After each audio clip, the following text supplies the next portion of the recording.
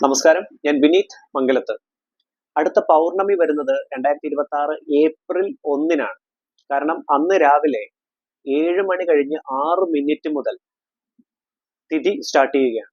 അടുത്ത ദിവസം ഏപ്രിൽ 2-ാം തീയതി രാവിലെ 7:41 വരെ പൗർണമി തിഥിയാണ്.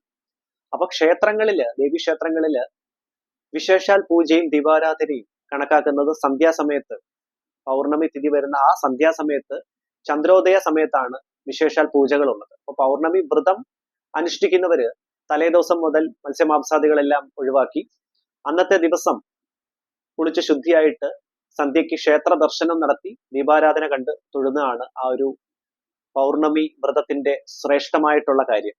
അതുപോലെ അടുത്ത ദിവസം രാവിലെയും തിഥി രാവിലെ 7:41 വരെ ഉള്ളത് കൊണ്ട് തന്നെ അന്നത്തെ ദിവസം പൂർണ്ണമായിട്ടും വ്രതം അനുഷ്ഠിക്കേണ്ടത് അത്യാവശ്യമാണ്. അന്നത്തെ ദിവസവും, അതായത് ഏപ്രിൽ 2-നും പൂർണ്ണമായിട്ടും മത്സ്യമാംസാദികൾ ഒഴിവാക്കുക.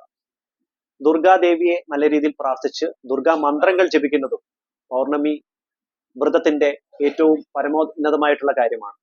ഇതാണ് പൗർണമി വ്രതത്തിന്റെ പ്രാധാന്യം. എന്റെ astrology channel MSV4 astro research നിങ്ങൾ ആദ്യമായിട്ടാണ് കാണുന്നതെങ്കിൽ ദയവ് ചെയ്ത് സബ്സ്ക്രൈബ് ചെയ്യുക.